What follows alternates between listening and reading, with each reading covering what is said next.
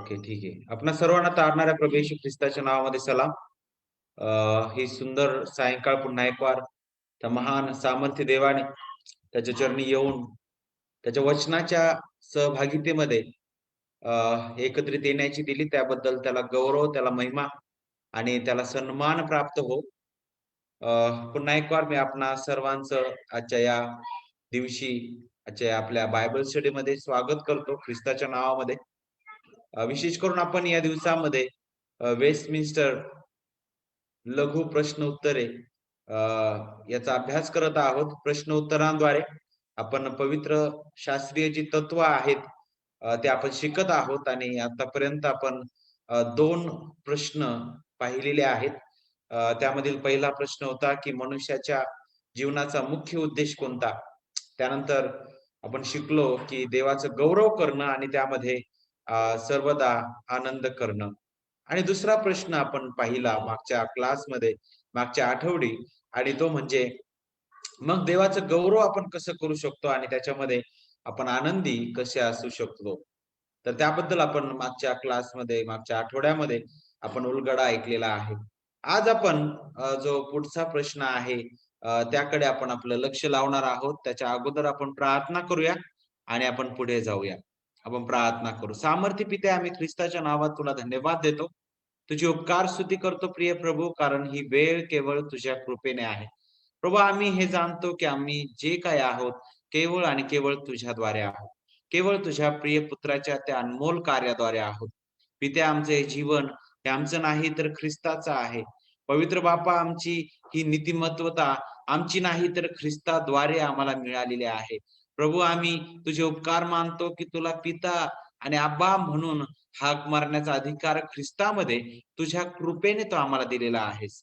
प्रिय बापा, आम्ही तुला नम्रतेने विनंती करतो, आजची ही बायबल स्टडी तू आशीर्वादित कर आणि पित्या खऱ्या अर्थाने तुलाच गौरव, तुलाच महिमा आणि तुला सन्मान प्राप्त होऊ दे. देवबापा, जे प्रियजन आजच्या बायबल स्टडीमध्ये येऊ पाहत आहेत, त्यांचे मार्ग तू मोकळे कर आणि प्रभू तू सहाय्य कर. या भयंकर अशा स्थितीमध्ये कोरोनाने जे थैमान घातलेलं आहे, अशा परिस्थितीमध्ये प्रभू आम्ही खरंच तुझी उपकार स्तुती करतो आणि बापा तुझ्या महानतेकडेच आम्ही लक्ष लावितो. पवित्र प्रभू, सर्व गोष्टीवर केवळ तुझं नियंत्रण आहे. प्रिय बापा, तुझ्या कृपेने, दयेने, तुझ्या इच्छेने दे बापा या परिस्थितीमधून प्रत्येक तुझ्या प्रिय लेकरांना बाहेर काढ, अशी आम्ही तुला ख्रिस्तामध्ये विनंती करतो. पुन्हा एक वार आजची बायबल स्टडी आम्ही ख्रिस्ताच्या नावात तुझ्या हाती सोपवितो. प्रभू, तूच दया आणि कृपा कर. तुझ्या वचनाचा उलगडा योग्य रीतीने करण्याकरिता सहाय्य कर. प्रभू येशूच्या प्रेमळ आणि गोड नावामध्ये ही प्रार्थना मागतो म्हणून तो ऐक. आमेन. ओके. तर आजचा आपला तिसरा प्रश्न आहे आणि तो प्रश्न अशा प्रकारचा आहे. पवित्र शास्त्र प्रामुख्याने काय शिकवितं? आणि याचं उत्तर आहे, मानवाने देवाविषयी काय विश्वास ठेवावा व देव मनुष्याकडून कोणत्या कर्तव्याची मागणी करतो, हे आपल्याला पवित्र शास्त्र शिकवितं. आणि देवाच्या प्रिय लेकरांनो, ज्यावेळेस आपण वेस्टमिन्स्टर लघु प्रश्न उत्तरे या मालिकेबद्दल आपण विचार करतो किंवा ही जी प्रश्न उत्तरांची एक जणू काही लिस्ट आहे, हे संपूर्ण जवळ-जवळ 107 प्रश्न आपल्याला जणू काय एकमेकांना जडलेले पाहायला भेटतील. आणि या सर्व अ, 107 प्रश्नांबद्दल जर तुम्ही विचार केला, तर जणू काय या 107 प्रश्नांचं प्रस्तावना देणारे पहिले ही 3 प्रश्न आहेत. त्यामधील पहिला प्रश्न म्हणजे मनुष्याच्या जीवनातील मुख्य उद्देश कोणता? दुसरा प्रश्न तो हा आहे, की आपण देवाचं गौरव कसे करू आणि त्याच्यामध्ये आनंदी आपण कसे असू?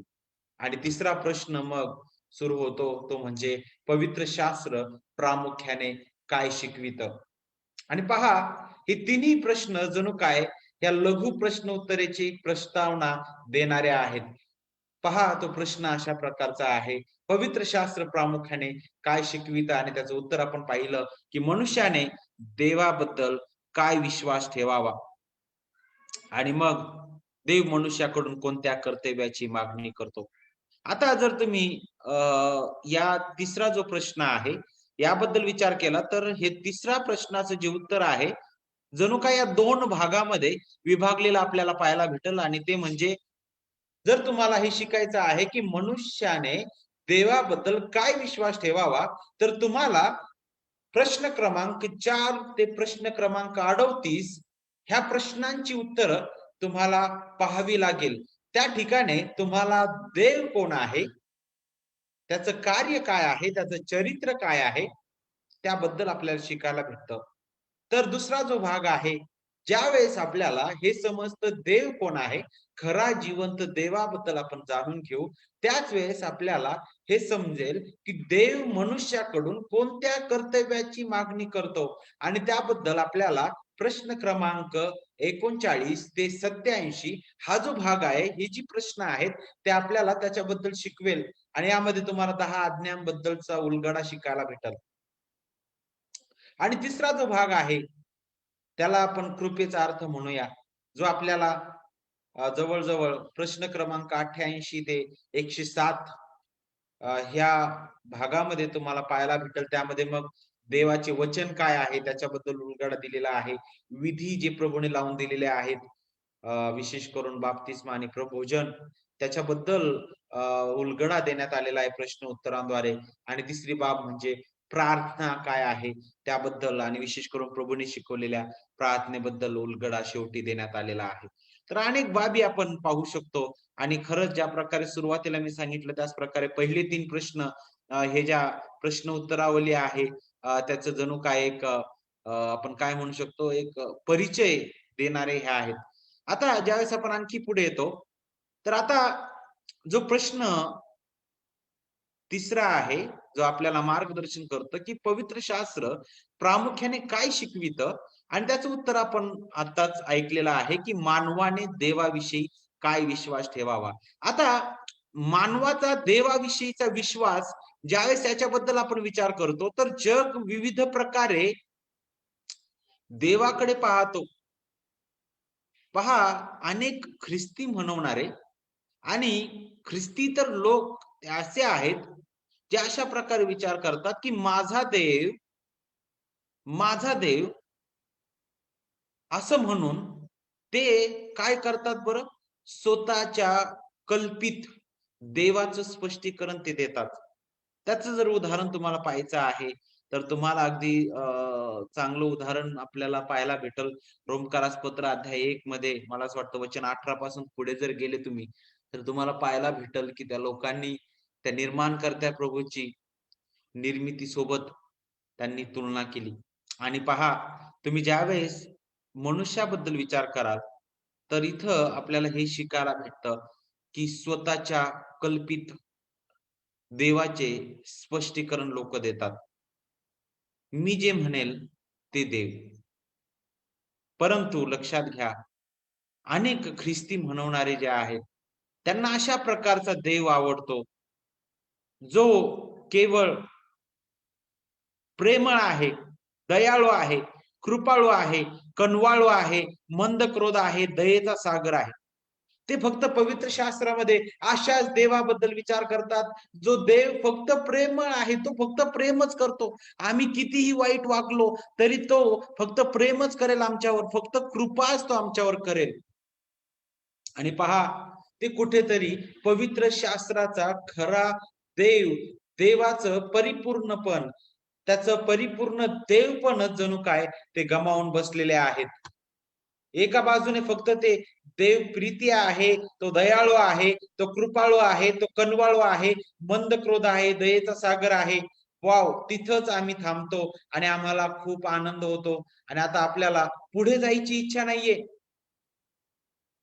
बस आम्हाला हाच देव पाहिजे, जो फक्त आम्हाला प्रेम देईल, आमच्यावर दया करेल, आमच्यावर कृपा करेल.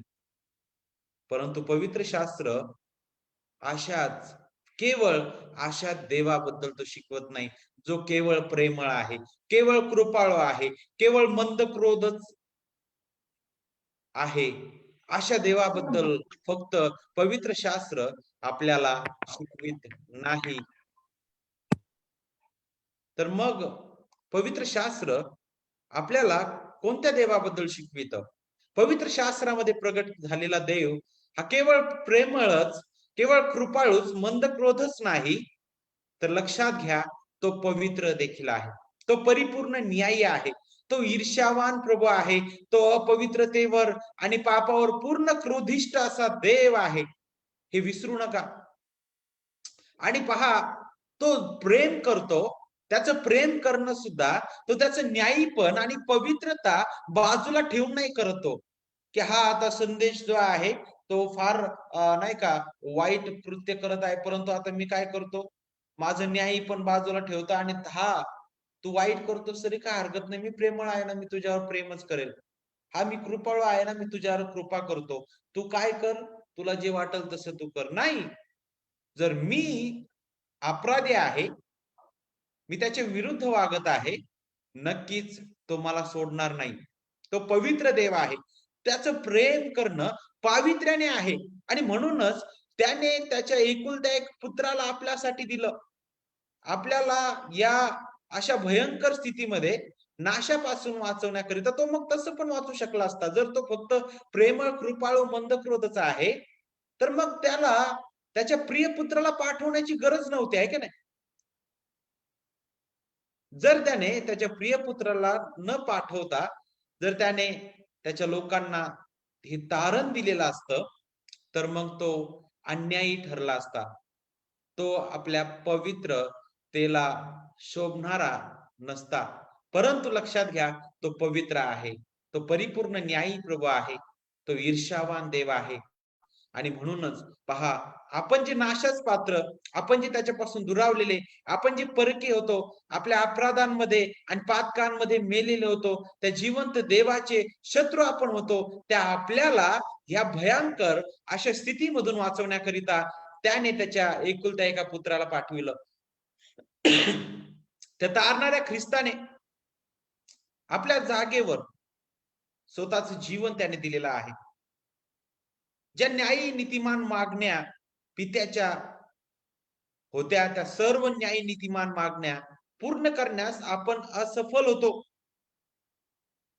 आपण अपात्र ठरलेलो आहोत. देवाचं वचन काय सांगतं? सर्वांनी पाप केलं आहे आणि ते देवाच्या गौरवाला उणे पडलेले आहेत. देवाने ज्या स्थितीमध्ये मनुष्याला घडवलेलं होतं, त्या स्थितीपासून मनुष्य घसरलेला आहे.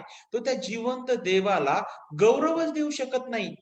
कारण तो आपल्या अपराधात आणि पातकामध्ये मृत आहे. त्याचं भ्रष्ट हृदय त्या जिवंत देवाचा गौरव करण्याऐवजी ते जिवंत देवाच्या विरुद्ध वागणारा आहे. आणि अशा हा भ्रष्ट पापी मनुष्य, नाशास पात्र मनुष्य असताना सुद्धा या सर्व मानव जातीमधून जे नाशास पात्र आहे, तरी सुद्धा त्यांच्यामधून काहींना त्याने त्याच्या गौरवासाठी निवडलं, त्याच्या प्रिय पुत्रासाठी निवडलं. आणि पहा, त्याचा प्रिय पुत्र या भूतलावर आला. त्याने आपल्याकरिता त्या वधस्तंभावरील त्याचं जे कार्य आहे ते पूर्ण केलं. देवाची न्यायी नीतिमान योजना त्याने त्याच्या अनमोल त्याच्या जीवनाद्वारे, वधस्तंभावरील त्या कार्याद्वारे त्याने पूर्ण केलेली आहे. तो मृत्यू पावला. तिसऱ्या दिवशी पुनरुत्थित झाला. हा आपला तारणारा प्रभू येशू ख्रिस्त. त्याच्यामध्ये आपल्याला त्याने जीवन दिलेलं आहे. आणि पहा, नक्कीच ज्यावेळेस आपण देवाबद्दल विचार करतो, तर मग देवाबद्दल जर आपल्याला शिकायचं आहे, देवाबद्दल आपण काय विश्वास ठेवावा? याबद्दल आपले विचार आणि मत हे आपले मार्गदर्शन नाही, लक्षात घ्या. मी असं म्हणतो, देव असा आहे. मी असा विचार करतो, देव असा असावा, तो तसा असावा. नाही, नाही, नाही. आपले विचार आणि आपले मत जे आहेत, ते आपले मार्गदर्शन नाहीये. तर मग देवाबद्दल जर जाणून घ्यायचं आहे, तर मग देवाबद्दल जाणून घेण्यासाठी देवाने काय साधन दिलेलं आहे? पहा, मनुष्य स्वतःहून देवाला तो जाणू शकत नाही. परंतु स्वतः देवाने स्वतःला आपल्यासारख्या मर्यादित मनुष्यासमोर प्रगट केलं. आणि त्याच्या प्रगटीकरणाबद्दल विचार करत असताना पहा, देव जो आहे त्याच्याबद्दल जर आपल्याला शिकायचं आहे, तर ही निर्मिती साक्ष देते की देव आहे, तो महान निर्माण करता प्रभू आहे.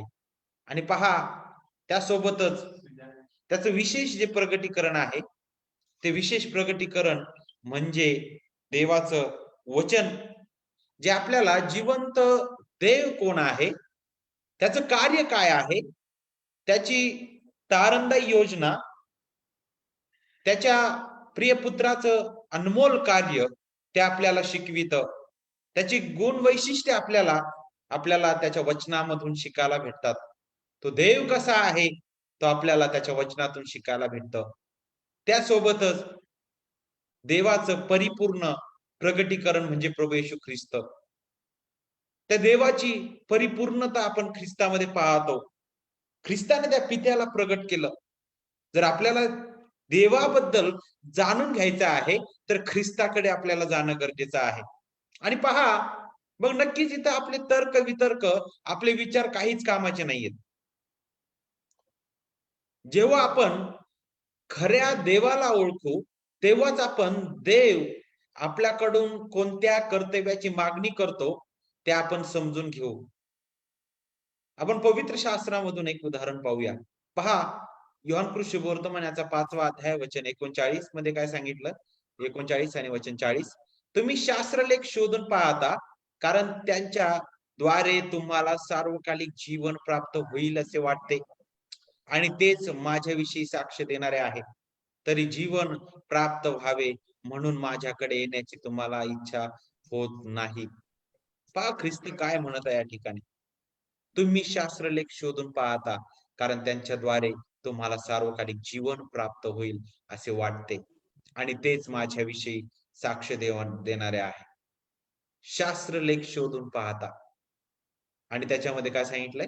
सार्वकालिक जीवन प्राप्त होईल, आणि मग तेच माझ्याविषयी साक्ष देणारे आहे. काय होत आहे हे वचन आपल्याला कशाबद्दल शिकवत आहे? पहा, पहिली बाब तर आपल्याला हे शिकायला भेटतं की ख्रिस्त जो आहे तो पवित्र शास्त्राच्या प्रगटीकरणाची परिपूर्णता आहे. जुना करार असो, नवीन करार असो, तो पूर्णपणे ख्रिस्ताबद्दल आपल्याला मार्गदर्शन करतो. जुन्या करारातील नियम आणि विधी सर्व ख्रिस्ताला केंद्र करणारे आहेत. पहा, तुम्ही आदामाकडे जा आणि तुम्ही ख्रिस्ताचा विचार कराल, तर तुम्हाला हे पाहायला भेटल की हा पहिला आदाम होता, ज्यामध्ये सर्व मानवजात मृत पावली, परंतु ख्रिस्त हा शेवटचा आदाम आहे. तुम्ही उत्पत्ती अध्याय 3 मध्ये याल आणि वचन 15 कडे येत असताना तुम्हाला हे पाहायला भेटल की स्त्रीची संतती ती त्या सैतानाचं डोकं ठेचेल. तो विजयी महान राजा आहे. तुम्ही पुढे याल आणि नोहाकडे येऊन त्याला विचाराल, त्याकडे पाहाल, नोहाच्या तारूबद्दल तुम्ही विचार कराल, तिथे सुद्धा तुम्हाला ख्रिस्त पाहायला भेटल. ज्या प्रकारे त्या भयंकर अशा जलप्रलयामध्ये संपूर्ण जग नष्ट झालं, परंतु त्या तारूमध्ये जे नोहाचे कुटुंब आणि जे प्राणी होते तेच वाचल्या गेले, त्याच प्रकारे ख्रिस्त आहे. ख्रिस्त आमची सुरक्षा आहे. आणि असं तुम्ही उत्पत्तीपासून मलाखीपर्यंत या, तुम्हाला ख्रिस्तच पाहायला भेटल. ख्रिस्तच पाहायला भेटल. ख्रिस्ताबद्दल भविष्यवाण्या जे दिलेल्या आहेत त्याबद्दल तुम्हाला शिकायला भेटल. आणि पहा, इब्री लोकास पत्र अगदी सरळ रीतीने आपल्याला हे शिकवितं की जुना करार जो आहे तो जणू काय सावली होती, आणि आता ती सावली जी आहे प्रत्यक्षात प्रगट झालेली आहे. ते रहस्य जे आहे आता प्रत्यक्षात उलगडलेलं आहे. तर इब्री लोकास पत्रकर्ता म्हणतो, पुन्हा तुम्ही त्या सावलीकडे पाहू नका, तर जे प्रगट झालंय त्याकडे लक्ष द्या, आणि ते कोण आहे? ख्रिस्त आहे. तो देहधारी झाला, तो देव असता देहधारी झालेला आहे आपल्याकरिता. आणि पहा, जर आपल्याला देव कोण आहे, देव कसा आहे, तो आपल्याकडून कोणत्या कर्तव्याची मागणी करतो हे जर जाणायचं आहे, तर विश्वासाने ख्रिस्ताकडे पहा. त्याचं चरित्र, त्याचे गुण वैशिष्ट्य, त्याचे परिपूर्ण आज्ञाकारी जीवन आणि त्याचं वधस्तंभावरील बदली अर्पण त्याकडे पहा. तुम्हाला हे समजेल देव कोण आहे, तो कसा कार्य करतो. आणि तो आपल्याकडून कोणत्या कर्तव्याची मागणी करत आहे. पहा, आता आपण पाहिलं तो जो प्रश्न आहे त्याचं उत्तर अशा प्रकारे आहे, की देवाबद्दल आपण काय विश्वास ठेवावा आणि देव आपल्याकडून कोणत्या कर्तव्याची मागणी करतो. तर विश्वास आणि कर्तव्य आता या 2 बाबी ज्या आहेत त्याच्याबद्दल जर विचार केला, तर पुष्कळ वेळी काय होतं बरं का, अ, अ, कधी-कधी काही-काही वेळेस असं आपण विचार करू, की बाबा विश्वास म्हणजे मग कदाचित अशा प्रकारे पण विचार करतील, की हां, मी मला काय ज्ञान प्राप्त झालेलं आहे. त्याकडे मी पाहतो आणि त्याबद्दल मी खात्री धरतो फक्त, नाही का? परंतु माझ्या जीवनामध्ये मी त्याप्रमाणे जीवनच जगत नाही. तर ते पण चुकीचं आहे. आता विश्वासाबद्दल विचार करत असताना वेगवेगळ्या प्रकारे विश्वासाकडे पाहिलं जातं. पवित्र शास्त्रामध्ये विश्वास हा जो शब्द आहे विविध मार्गाने त्याचा उपयोग करण्यात आलेला आहे. आणि जगामध्ये सुद्धा आपण विश्वासाबद्दल विचार केला तर अनेक वेगवेगळ्या प्रकारे पाहिलं जातं. पहिली गोष्ट म्हणजे ऐतिहासिक विश्वास. जो विश्वास आपले पूर्वज ठेवत होते, त्यानुसार चालत आलेला आहे. आम्ही ऐकत आलो आणि म्हणून आम्ही विश्वास ठेवतो. तो ऐतिहासिक विश्वास झाला. तो विश्वास तुम्हाला तारण देण्यास समर्थ नाही. तुम्ही ज्यावेळेस आणखी विचार कराल, तर हा अशा प्रकारचा विश्वास आहे, जो फक्त काय होत आहे बरं, अनुभवावर अवलंबून आहे. मी असा अनुभव घेतला आणि म्हणून आता माझी खात्री ती झालेली आहे. हा पण विश्वास काहीच कामाचा नाही. Discharge day. परंतु ज्यावेळेस आपण आणखी पुढे येतो आणि आपण पाहतो, की तारणदायी विश्वास, तारणदायी विश्वास मात्र वेगळा आहे. आणि पहा, जर तुम्ही पाहिलं तर पवित्र शास्त्रामध्ये अशा अनेक विश्वासाबद्दल सांगितलेले आहे. त्यामधील एक विश्वास आहे आणि तो म्हणजे भूतांचा विश्वास. त्याच्याबद्दल जर तुम्हाला विचार करायचा आहे, तर याकोब अध्याय 2 वचन 19 आणि 20 पहा. एकच देव आहे असा विश्वास तू धरतोस काय? ते बरे करतोस. भुतेही तसंच विश्वास धरतात व थरथरा कापतात. असं का म्हटलंय बरं? अरे बुद्धिहीन मनुष्या, क्रिया वाचून विश्वास निरर्थक आहे हे समजायला तुला हवे काय? पहा, विश्वासासोबत क्रिया सुद्धा तितकीच महत्वाची आहे. म्हणूनच ख्रिस्त मत्ते अध्याय 7 वचन 24 आणि 24 ते 27 मध्ये काय म्हणतो, की तुम्ही फक्त वचनाप्रमाणे वचन ऐकणारे असू नका, तर त्याप्रमाणे आचरण करणारे असा म्हणे. जो वचन ऐकून त्याप्रमाणे चालत नाही, तो कसा आहे म्हणे? मूर्ख आहे. याकोब पुढे वचन 22 मध्ये म्हणतो, की जो वचन ऐकून त्याप्रमाणे वर्तत नाही, तो व्यक्ती आपलं मुख त्या आरशात पाहणाऱ्या व्यक्तीप्रमाणे आहे आणि तो स्वतःचीच फसवणूक करणारा आहे. आणि पहा, या दोन्ही बाबी ज्या आहेत महत्त्वाच्या आहेत. पवित्र शास्त्र आपल्याला अगदी स्पष्ट करतं. ते म्हणजे काय? पवित्र शास्त्र जे आपल्याला शिकवत आहे, त्यावर आपण पूर्ण विश्वास ठेवतो आणि त्याचबरोबर त्याप्रमाणे आपण चालतो. आणि हे दोन्ही बाबी आपल्याला विश्वास आणि कर्तव्य याबद्दल आपल्याला आठवण करून देईल. पहा, स्तोत्र 119 आणि 105 काय शिकवितं? तुझे वचन माझ्या पावलांसाठी दिव्यासारखे व माझ्या मार्गावर प्रकाशासारखे आहे. पहा, पावलांसाठी दिव्यासारखे. हे अशा प्रकारे आहे जणू काही एखादा व्यक्ती जो आहे, तो अरण्यातून चाललेला आहे. अंधाराची वेळ आहे आणि अशा वेळी जर त्याच्या समोर जर प्रकाश नाही, तर तो कुठेही पडून जाईल. त्याला रस्ताच दिसणार नाही. आणि जर त्याला योग्य रस्ता जर पाहिजे आहे, तर त्याला तिथे दिव्याची गरज आहे किंवा अशा एखाद्या प्रकाशाची गरज आहे, ज्याद्वारे तो रस्ता योग्य रीतीने पाहू शकेल. आणि त्यावेळेसच तो योग्य रीतीने रस्ता पाहून तो काय करेल, ते अरण्य जे आहे, त्यातून तो बाहेर निघू शकेल. तशाच प्रकारे ज्यावेळेस इथं म्हटलं जातं, की तुझे वचन माझ्या पावलांसाठी दिव्यासारखे व माझ्या मार्गावर प्रकाशासारखे आहे. तर मग हे वचन आपल्याला कशाप्रकारे कार्य करतं लक्षात घ्या. देवाचं वचन आपल्या जीवनातील आत्मिक व नैतिक अंधकार नाहीसं करतं. पावलांसाठी दिव्यासारखे म्हणजे देवाचं वचन आपल्या जीवनातील आत्मिक व नैतिक अंधकार नाहीसं करतं. ते आपल्याला आपली स्थिती दाखवितं. आपण कुठे आहोत, आपली लायकी काय आहे. पवित्र शास्त्र आपल्याला शिकवितं. देवाचं गौरव ते प्रगट करतं आणि जितकं आपण देवाच्या वचनामध्ये त्या महान देवाचं गौरव पाहतो, तितकं आपण अधिक आणि अधिक नम्र होतो. तितकं आपल्याला आपली घाण दिसते. ज्या प्रकारे जर तुम्ही एखाद्या अंधकारातून चाललेले आहात आणि तिथं जर तुम्ही प्रकाश लावला, तर त्या ठिकाणी असणारी घाण, तेथील सर्व काही उघड होतं. त्याच प्रकारे पवित्र शास्त्र जे आहे, ते आपल्या मनाचं आणि आपल्या विचारांचं ते परीक्षक असं आहे. ते आपल्याला आपली घाण दाखवितं. ते आपल्याला आपली स्थिती दाखवितं. ते आपल्याला ख्रिस्ताचं गौरव प्रगट करतं. ते आपल्याला आपली आत्मिक आणि नैतिक अंधकार आपल्याला ते प्रगट करतं, की आपण किती आपल्या अपराधामध्ये, पातकामध्ये मेलेले आहोत. परंतु या सर्व स्थितीमध्ये ख्रिस्त त्याचं महान कार्य ते प्रगट करतं. आणि पहा, पावलांसाठी दिव्यासारखे आणि पहा पुढे मार्गावर प्रकाशासारखे 2 शब्द प्रयोग इथे केलेले आहे. पावलांसाठी दिवा आणि मार्गावर प्रकाश. आता इथं दिवा हा जो शब्द आहे, ज्या प्रकारे मी तुम्हाला सांगितलं, की रस्ता दाखवण्याकरिता त्याचा आपण विचार करतो. तर मग प्रकाश जो आहे, प्रकाश हा जो शब्द आहे, तो आपल्याला काय शिकवितो? दिवा फक्त आपल्या पायापुरताच मर्यादित जो प्रकाश आहे, तो आपल्याला जणू काय दाखवेल. परंतु अ, दिवा परंतु प्रकाश जो आहे, प्रकाशाबद्दल जर विचार केला, तर प्रकाश जो आहे, तो आपल्याला समोरचं संपूर्ण जो अंधकार आहे, तो अगदी तो काय करेल, तो नष्ट करेल किंवा पुढे पूर्णपणे तुम्हाला काय होईल, दिसेल अशा प्रकारे.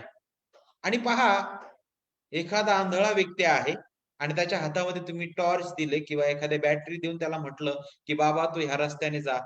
त्याला काहीच फायदा नाही त्या बॅटरीचा, त्या प्रकाशाचा. आहे का नाही? जोपर्यंत तो आंधळा व्यक्ती जो आहे, त्याला दृष्टी भेटत नाही, तोपर्यंत त्याला त्या प्रकाशाचं काहीच महत्त्व कळणार नाही. आणि मग नक्कीच हे आपल्या जीवनाबद्दल सुद्धा तितकंच लागू आहे. जोपर्यंत पवित्र आत्मा आपल्याला आपलं मन प्रकाशित करत नाही, तोपर्यंत आपण खऱ्या अर्थाने देवाच्या वचनाच्या प्रकाशात आपण चालणार नाही. आणि मग हे प्रकाशित करणं काय आहे देवाच्या प्रिय हे कशाप्रकारे घडतं? हे देवाचं कार्य आहे. आंधळ्यांना दृष्टी देणं केवळ देवच करू शकतो. देवाच्या कृपेने ते आहे. आणि ती दृष्टी अशा प्रकारे आहे, जे आपल्याला आपली घाण प्रगट करते, आपली लायकी आपल्याला दाखविते आणि देवाचं गौरव जे आहे, ती प्रगट करते. मी किती भ्रष्ट पापी आहे. मी किती अपात्र आहे. जोपर्यंत आंधळा व्यक्ती जो आहे, त्याला दिसत नाही, तोपर्यंत त्याला कळतच नाही, की प्रकाश काय आहे. परंतु ज्यावेळेस त्याला नेत्र येतं, त्यावेळेस त्याला समोर दिसतं, की किती घाण काय आहे, सर्व काही त्याला स्पष्ट दिसतं. तशाच प्रकारे आत्म्याने प्रकाशित होणं आहे. पहा, ते प्रकाशित होणं काय आहे? आपली स्थिती आपल्याला दाखवितं, की मी किती भ्रष्ट पापी आहे, नाशास पात्र होतो. परंतु पहा, तो ख्रिस्त मत पाप्याकरिता भूतलावर आला. त्याने मत पाप्याकरिता त्या वधस्तंभावर आपला प्राण दिला. तो मृत्यू पावला आणि तिसऱ्या दिवशी पुनरुत्थित झाला. त्या ख्रिस्तामध्ये मला जीवन आणि तेही विपुल जीवन दिलेलं आहे. आणि पहा, हा प्रकाश केवळ त्याच्या वचनाद्वारे, त्याच्या वचनाच्या सुवार्तेने तो देतो. आणि पहा, हे केवळ देवाचं गौरव प्रगट करणारा आहे. ख्रिस्ताचं गौरव प्रगट करणारा आहे. त्याची महिमा प्रगट करणारा आहे. तर मग आपला जो प्रश्न आहे आजच्या या बायबल स्टडीचा, तो प्रश्न हाच होता, की पवित्र शास्त्र प्रामुख्याने काय शिकवितं? आणि त्याचं उत्तर आपण पाहिलं. मानवाने देवाविषयी काय विश्वास ठेवावा व देव मनुष्याकडून कोणत्या कर्तव्याची मागणी करतो? आणि त्याच्या अंतर्गत आपण या सर्व बाबी पाहिलेल्या आहेत.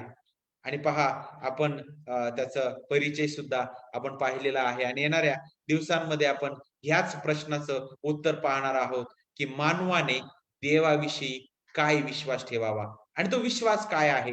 आपण जवळ-जवळ प्रश्न क्रमांक 4 ते 38 अ, ह्या प्रश्नामध्ये शिकणार आहोत आणि मग पुढे देव मनुष्याकडून कोणत्या कर्तव्याची मागणी करतो, अ, हे जे आहे ते आपण प्रश्न क्रमांक 39 ते 87 या प्रश्नामधून आपण शिकणार आहोत. प्रभू तुम्हाला आशीर्वादित करो आणि खऱ्या अर्थाने ख्रिस्ताचं गौरव समजण्याकरिता तो आपणा सर्वांना सहाय्य करो. त्यालाच गौरव, महिमा आणि सन्मान प्राप्त हो. ह्यावेळेस आपण प्रार्थना करूया शेवटच्या आपल्यामध्ये देठे पाळक साहेब आहेत त्यावेळेस प्रार्थना करतील आणि त्यानंतर आपण थांबूया.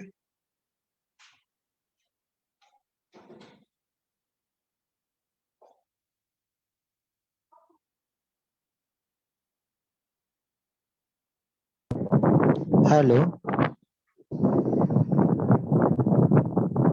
हां, बोला पाळक साहेब आवाज येते. प्रकाश देठेच ना? Yes, yes, yes. ओके, प्रार्थना करू. पवित्र सर्वशक्तिमान प्रभू येशू ख्रिस्ता, तुझ्या पवित्र